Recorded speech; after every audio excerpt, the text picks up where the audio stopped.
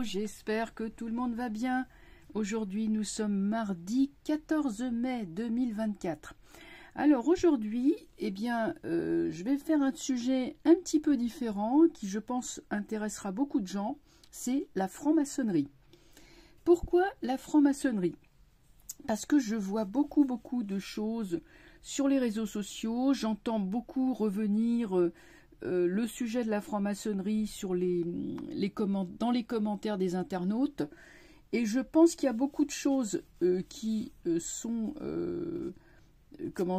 qui relèvent du fantasme ou du mythe et qui ne correspondent pas à ce que moi je perçois comme étant la réalité. Je précise tout de suite que je ne suis pas moi-même franc-maçonne, que j'ai pas envie de le devenir non plus. Simplement, comme je vous l'ai déjà dit plusieurs fois, je me renseigne et je me renseigne à la source. Donc voilà ce que je sais de la franc-maçonnerie. Alors pourquoi aussi je fais ce sujet? C'est parce que il y a quelques temps de ça, je crois, il me semble que c'était l'an dernier, il y a une dame qui m'avait contacté. Elle avait les pires ennuis dans la ville où elle était. Et avec des notables et tout qui lui faisaient vraiment les pires misères. Et elle me dit, ces gens-là, ils sont francs-maçons. J'ai dit, ah bon, et comment vous le savez? Il me dit, c'est parce que ils sont tous habillés en noir, ils se réunissent en secret. J'ai dit, habillés en noir, mais comment ça? Il me dit, oui, ils ont des robes avec des capuches. J'ai dit, écoutez, madame, ça c'est une secte, mais c'est pas la franc-maçonnerie. C'est une secte plus ou moins, je sais pas... sataniste, occultiste ou je ne sais quoi, mais ce n'est pas la franc-maçonnerie. Alors, donc je vais aller un petit peu définir ce que c'est que la franc-maçonnerie et ce qu'elle n'est pas. Donc toujours d'après mon ressenti et puis ce que j'en sais aussi. Donc la franc-maçonnerie, c'est une société secrète. En fait, eux, ils disent une société discrète. Bref. Ça a été créé en 1717, donc vous voyez que c'est ancien. Je la mets aussi sur le tapis parce que tout ce qui nous vient du XVIIIe siècle va être mis à plat. Les grands principes de la Révolution française, la franc-maçonnerie, tout ça, ça va être mis à plat avec le retour du cycle de Pluton, Pluton qui met 248 ans à faire sa révolution solaire. Donc Pluton était déjà, donc à l'époque devait être en Capricorne, en 1717. Pour dire que la franc-maçonnerie va devoir elle aussi passer au crible de la vérité. C'est pour ça aussi que j'aborde ce sujet. Donc la franc-maçonnerie se subdivise en courants qu'on appelle des obédiences, dont les principaux sont le Grand Orient, qui est la plus nombreuse, qui comporte à peu près 52 000 membres. Bon, évidemment, on ne sait pas au juste, mais enfin, on estime à 52 000. Suivi de la Grande Loge de France, 32 000. Ensuite, nous avons la Grande Loge nationale française, 29 000. Le droit humain qui est mixte, 17 000. Et la Grande Loge féminine de France, 14 000. Bon, il y a eu aussi beaucoup de schismes, de séparation, de création de loges indépendantes, mais qui sont très petites. Vous avez des obédiences, par exemple, qui comptent 800 membres. Alors, chacune de ces obédiences est subdivisée en loges qui comportent une quarantaine de personnes. Dans ces loges, il y a 3 grades, les apprentis, les compagnons et les maîtres. Et à la tête de chaque loge, vous avez un vénérable, c'est-à-dire un chef, quelqu'un qui préside. Les apprentis, c'est les débutants, c'est ceux qui viennent d'en rentrer. Les compagnons, c'est les intermédiaires, et puis les maîtres, c'est ceux qui ont de la bouteille. En gros, on va dire ça comme ça. Je dis donc que s'il s'agit en gros d'un club philosophique ayant pour but la bienfaisance de l'humanité et œuvrant dans le secret. On peut déjà faire l'objection, pourquoi tout ce décorum, pourquoi tout ce tralala autour du secret, du mystère ou de la discrétion, puisqu'on n'a rien à cacher par définition. Évidemment, ça ne peut qu'attirer les soupçons. Mais enfin ça c'est un débat philosophique qui nous attirerait vers d'autres horizons. Je ne vais pas aborder ça pour l'instant. Alors, dans ces loges, comment s'habille-t-on? Parce qu'on s'habille d'une certaine façon. On s'habille avec un tablier, des gants blancs et un baudrier. On fait certains gestes, dont la chaîne humaine, c'est-à-dire qu'on se tient par les mains, voilà, ça c'est à la fin de chaque rituel. Alors le rituel en lui-même, il est secret et moi j'en sais pas plus. Hein. Je n'en sais pas plus que vous sur ce qui se passe dans les loges. Pour moi c'est mystère puisque je ne suis pas initiée à la franc-maçonnerie. Alors comment on rentre dans la franc-maçonnerie? Alors il y a des gens qui disent oui, il y a des dynasties de francs-maçons. Bon ça c'est entièrement faux, ce n'est pas héréditaire. En général, on rentre par parrainage, c'est-à-dire que un franc-maçon vous connaît, se révèle à vous, hein, il dit bah tiens je suis franc-maçon, donc il se révèle à vous, et il dit tu parles bien, tu causes bien, t'es intelligent, bon ceci, cela, tu pourrais devenir franc-maçon toi-même. Alors le monsieur en question, ou la dame, prend contact avec la loge de son parrain, et puis commence alors une longue et fastidieuse période de probation où le type, on le soumet à des enquêtes, on lui demande des extraits de casier judiciaire, on lui demande des tas de questions très intrusives sur sa vie privée. Ça, je le sais parce que y a des gens qui m'ont raconté. Donc voilà. Après, il y a une cérémonie qui consiste, elle s'appelle passer sous le bandeau, c'est-à-dire qu'on le convoque au temple, c'est-à-dire à l'endroit où ils se réunissent tous, on lui met un bandeau sur les yeux, on l'assoit sur une chaise, et puis il y a plein de gens qui lui posent des questions, et ceci et cela, et patati et patala, machin. Une fois que c'est fini, le monsieur il est renvoyé chez lui, et puis on décide, on vote. Alors le vote, ça se fait avec des boules blanches ou des boules noires. Une boule blanche, c'est oui, une boule noire, c'est non. Mais pour effacer une boule noire, il faut 4 boules blanches. C'est d'où le terme black boulé. Ça vient de la franc-maçonnerie. Donc, soit le monsieur, il est reçu, ou la dame est reçue, et alors là, il y a une cérémonie, alors on le lance en l'air, ça c'est l'élément air, on le met, enfin je ne sais pas trop comment ça se passe, enfin on lui fait passer par les 4 éléments. On le met dans un cabinet où il doit rédiger son testament. Enfin bref, il y a pas mal de je dirais, d'apparat et de décorum pour être officiellement franc-maçon. Ensuite, 2 fois par mois, eh bien, on va en réunion, j'allais dire en réunion de cellules, mais bon, on n'est pas au Parti communiste. On va en réunion, on écoute ce qui se dit.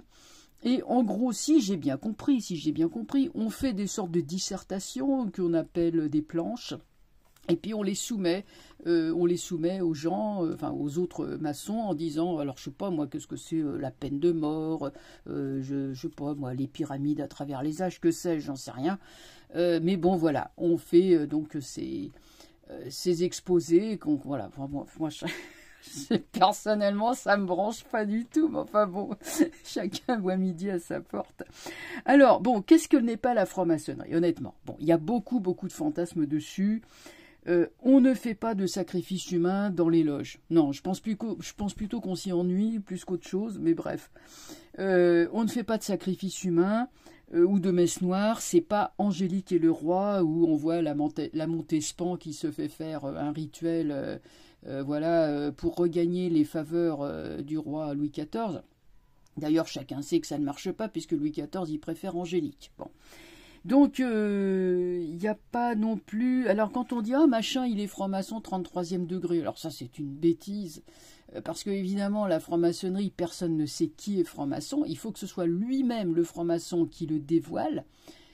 Et encore, il le dit pour lui, mais il n'a pas le droit de le dire pour les autres. Il n'a pas le droit de dire « Ah, bah tiens, machin, il est franc-maçon, il est dans ma loge, ça, c'est interdit. » Bon, ça peut se comprendre.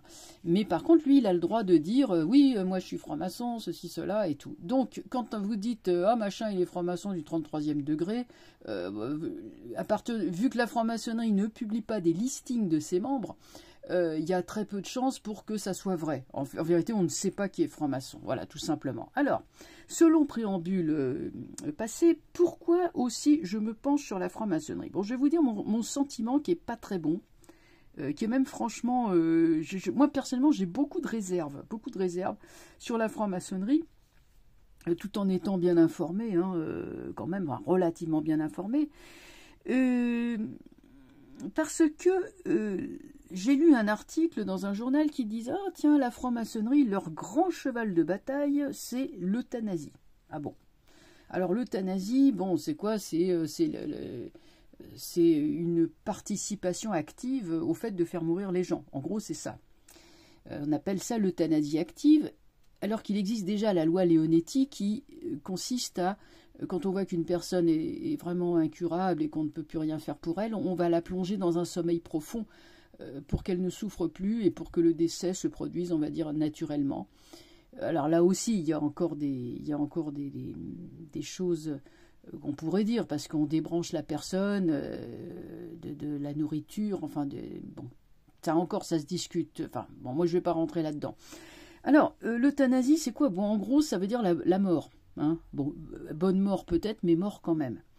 Quand on pense quand même que la franc-maçonnerie, au XVIIIe siècle, a œuvré pour l'abolition de l'esclavage, hein, Victor Schœlcher était franc-maçon, oui, elle a probablement œuvré aussi pour le droit de vote des femmes, qui n'est arrivé que dans 1945, si je ne m'abuse, et qu'on voit que maintenant elle milite activement pour un truc qui consiste à tuer les gens, bon, pour que... Enfin bref. Là encore, hein, l'euthanasie, il y en a qui sont pour, il y en a qui sont contre. Mais je trouve qu'on est en train de descendre quand même dans quelque chose de pas... pour moi, c'est pas franchement un truc... bon, présenter ça comme un grand acquis pour le bien de l'humanité, ça me paraît quand même un peu léger. Voilà, c'est ça ce que je voulais dire.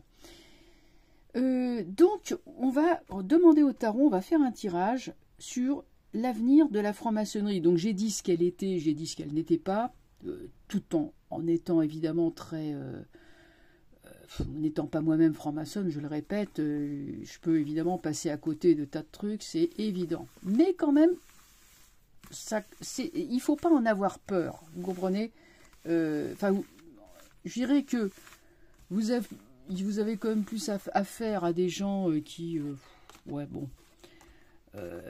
qui vont dans des réunions, ouais, ok... c'est pas les sacrifices, on n'est pas non plus dans Alix et le tombeau étrusque avec les sacrifices des enfants de Carthaginois au dieu Moloch Baal. Si vous avez lu les aventures d'Alix dessinées par Jacques Martin, ce que je vous recommande parce que c'est absolument génial, c'est très bien dessiné, enfin c'est beau, bref, et très très bien documenté. Bon, on n'est pas là-dedans non plus, vous voyez, donc faut pas avoir peur non plus, d'être vif dans la peur comme ça en permanence. Moi, ils me font pas peur. Enfin, bon, il me faudrait plutôt bâiller que de m'effrayer. Mais voilà. Alors, on va regarder maintenant l'avenir de ce mouvement philosophique qu'on appelle la franc-maçonnerie. Eh bien, que vont-ils devenir dans ces tourments? Hein, vous savez que bon, il y a eu quand même beaucoup de scandales liés à la franc-maçonnerie, malheureusement, et je ne sais pas s'ils vont pouvoir continuer. La Lune. Bon, déjà, moi, quand la Lune sort sur un truc comme ça et qu'elle est renversée, j'aime pas ça. C'est pas bon. On a l'impression d'une espèce de... plutôt de marécage ou de marigot dans laquelle s'agitent des gens, mais que je vois pas beaucoup de transcendance dans tout ça. J'aurais préféré de loin avoir le soleil. Là, j'ai la lune. Mais attendez, il est peut-être dans les autres cartes. Bon, j'ai le battleur. Alors, le battleur, c'est Hiram, bien sûr. Hiram, qui est je dirais la mascotte des francs-maçons. C'est Hiram, le bâtisseur du temple de Jérusalem, qui est considéré voilà, comme un grand architecte, et les francs-maçons le prennent bien sûr volontiers en exemple. Mais voilà qu'Hiram est renversé. Donc déjà, lune battleur renversée, ce n'est pas mauvais en soi, mais on peut dire que c'est quand même pas mal retardé et affaibli. Il y a toujours évidemment la recherche, la spéculation, l'intérêt pour les choses du passé, etc., etc. J'ai quand même le soleil qui sort. C'est, sans être mauvais, je vois quand même une sorte d'affaiblissement là du sens même de la philosophie qui les sous-tend, qui les anime. Alors, on va continuer. On peut dire que la franc-maçonnerie continuera, hein, les initiations se feront, la fraternité se fera. Là, on a vraiment la fameuse chaîne dont je parlais tout à l'heure, la voilà. Hein. Donc, ça continuera. Il y aura vraisemblablement, tant qu'elle ne sera pas officiellement dissoute, hein, puisqu'il s'agit d'une association loi 1901, eh bien, elle se continuera, bien entendu. Mais je la trouve quand même pas mal affaiblie et je me demande si on dit grand-chose d'intéressant dans les loges pour le coup.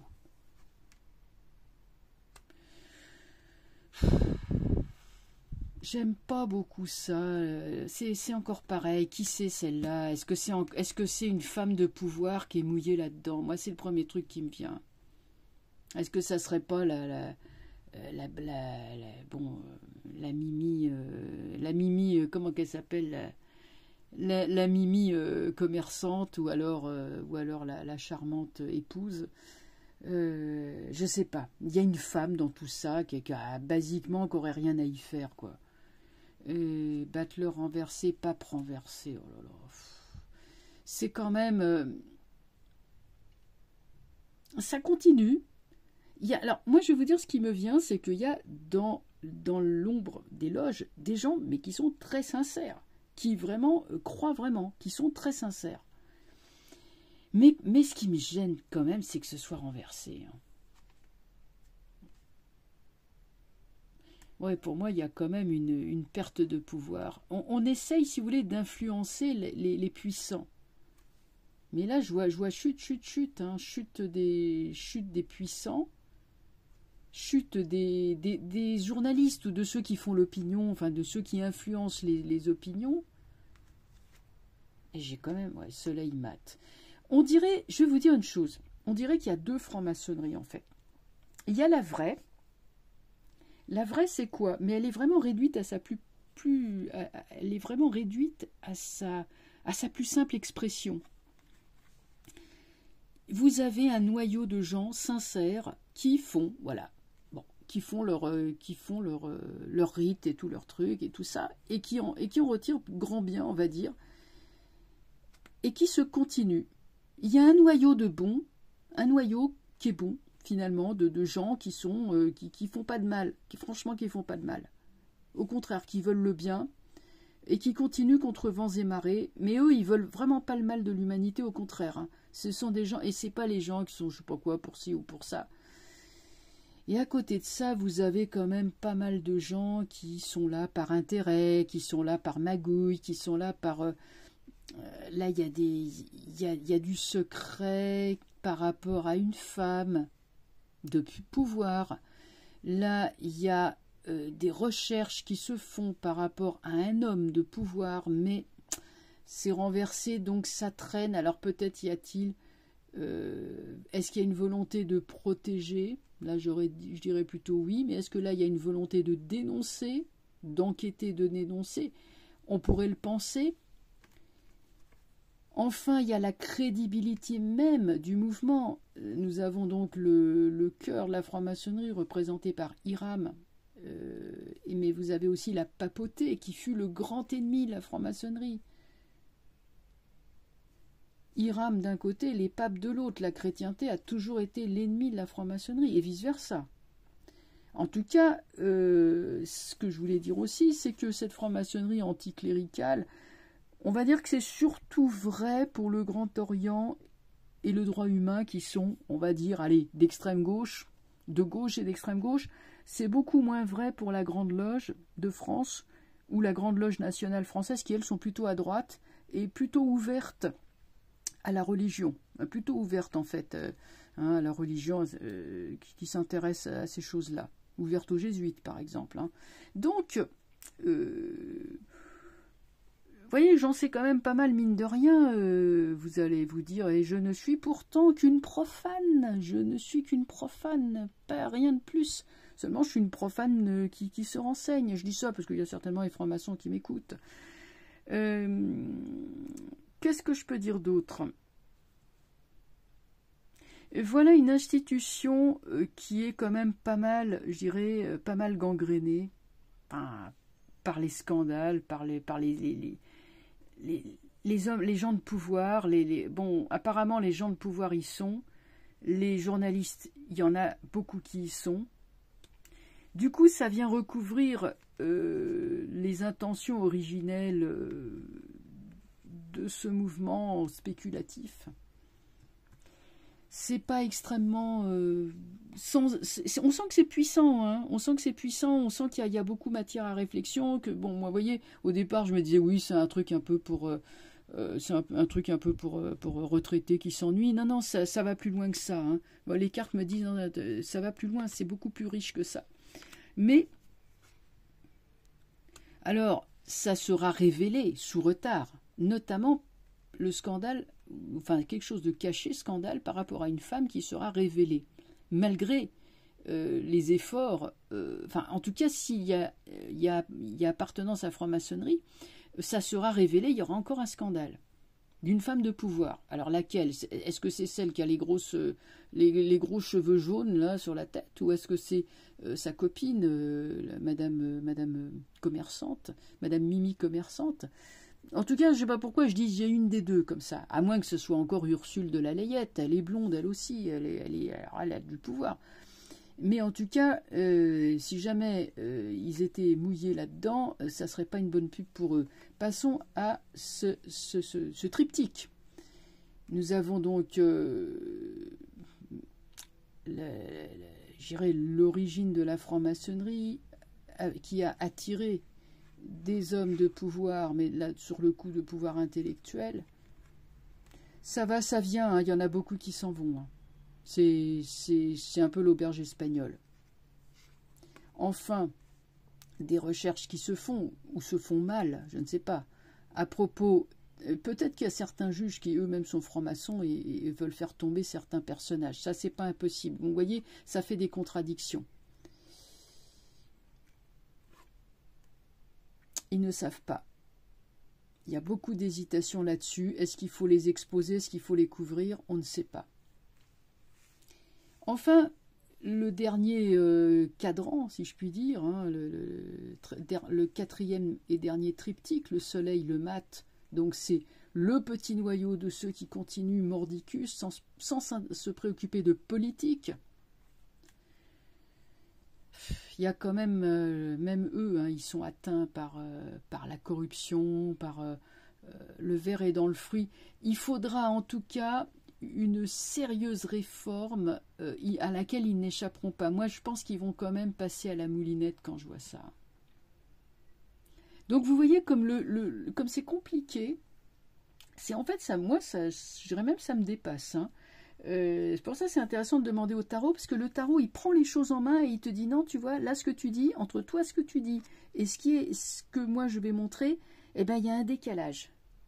Vous voyez, entre ce que je disais tout à l'heure en disant oh, c'est un truc, voilà, et puis finalement entre ce que le jeu me montre quelque chose de symboliquement très fort, c'est vrai, mais qui est rongé par l'affairisme. En gros, c'est ça. Et là, quand même, quand je vois ces deux cartes, ils n'échapperont pas au scandale. Mais là, pour le coup, il pourrait y avoir une chute. J'aurais chariot renversé. La seule façon pour eux de survivre, c'est de rester vraiment dans la pureté originelle. On bâtit le temple, gna gna, enfin, je ne sais pas comment ils disent ça, mais vraiment de ne pas s'occuper du reste. De rester même s'ils sont qu'un petit noyau, mais s'ils veulent faire des rites secrets, bon, ça c'est leur affaire.